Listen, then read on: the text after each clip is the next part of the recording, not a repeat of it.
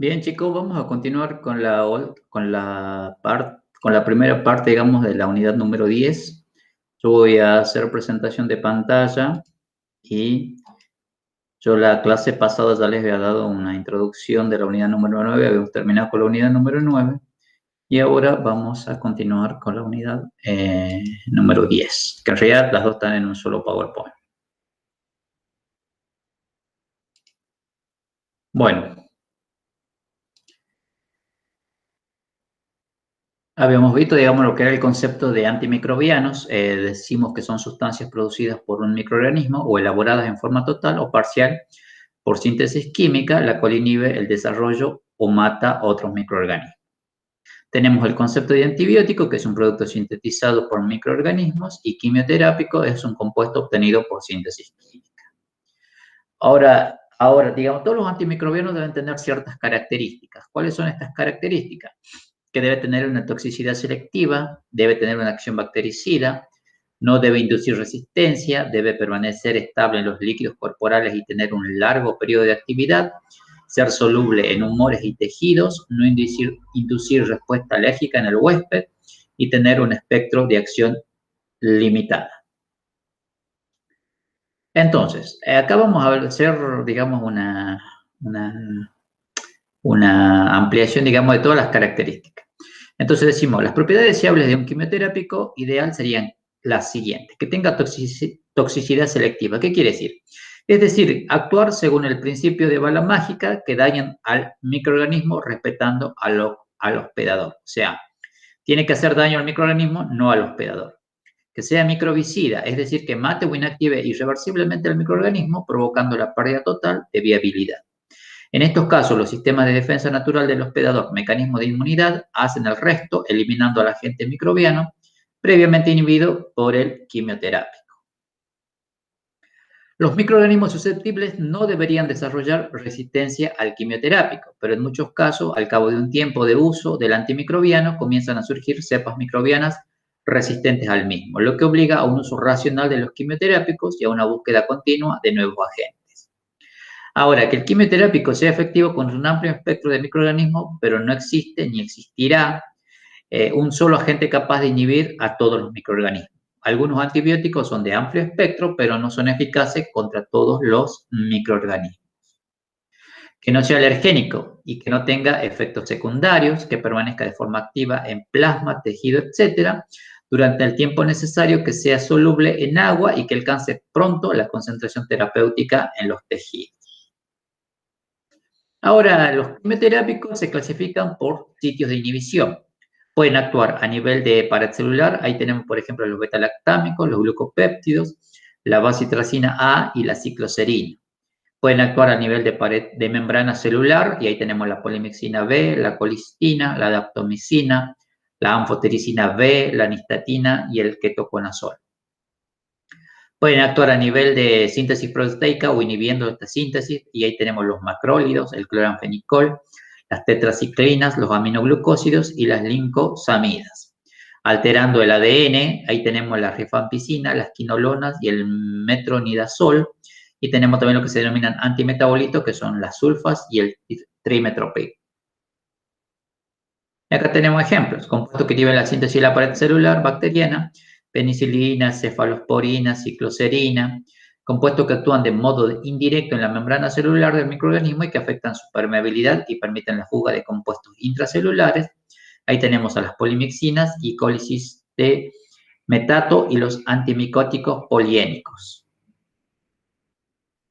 Medicamentos que afectan la función de las subunidades ribosómicas 30 y 50S y causan inhibición de la síntesis proteínica, cloranfenicol, tetraciclinas. Compuestos que se unen a la subunidad 30S y alteran la síntesis de proteína.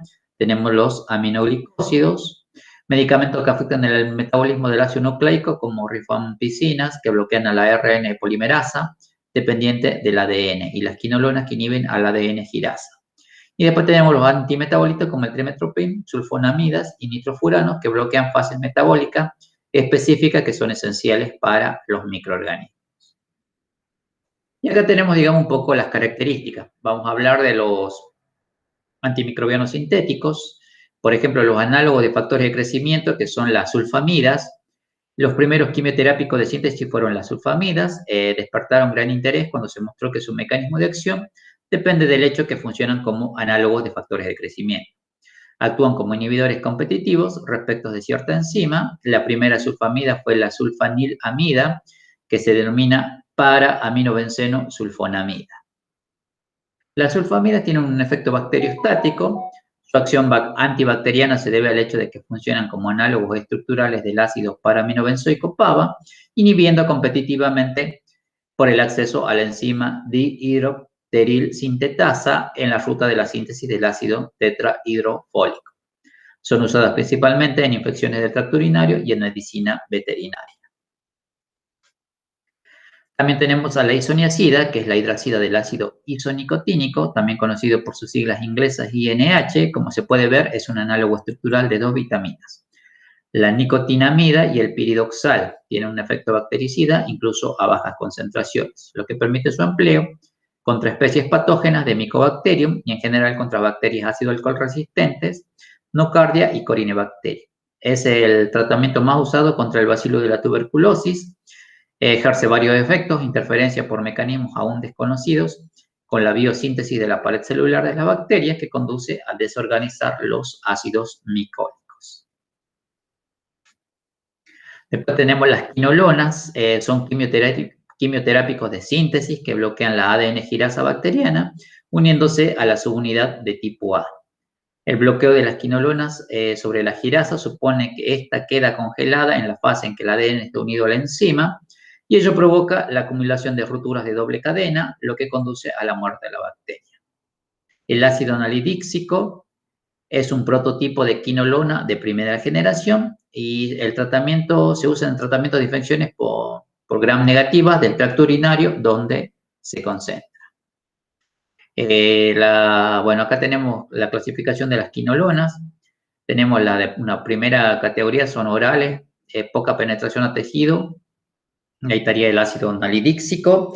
Tenemos otros que son de uso sistémico, de amplio espectro contra gram negativas y no contra gram positivas, como la norfloxacina y el ciprofloxacina. Después tenemos una categoría 3 que son mejoría contra gram positivas y atípicos y no tienen actividad contra anaerobios, como la levofloxacina. Las de categoría 4, igual que las 3, más buena acción contra anaerobios, como la moxifloxacina.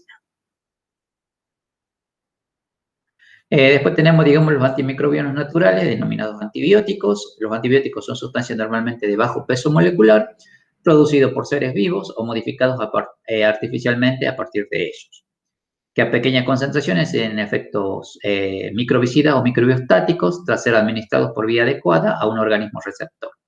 La mayor parte de los antibióticos proceden del metabolismo secundario del microorganismo, procariotas, por ejemplo, actinomicetos y bacillus, o eucariotas, hongos del género Penicillium y Cephalosporin. Acá, digamos, tenemos el gráfico de torta, donde, digamos, la cantidad de antibióticos que se usan, digamos, actualmente. Ahí tenemos las cefalosporinas, los macrólidos, las quinolonas, las penicilinas, los aminoglicósidos, las tetraciclinas y otros. Para estudiarlo es más útil agrupar a los antibióticos en función de su mecanismo de acción. Los que interfieren con la biosíntesis de la pared celular, los que actúan sobre la membrana celular, los que inhiben la síntesis de proteína y los que actúan sobre la síntesis de ácidos nucleicos. Los antibióticos más abundantes y los mejor estudiados son los que interfieren con enzimas de la biosíntesis del peptidoglucano y los que interfieren con la función del ribosoma.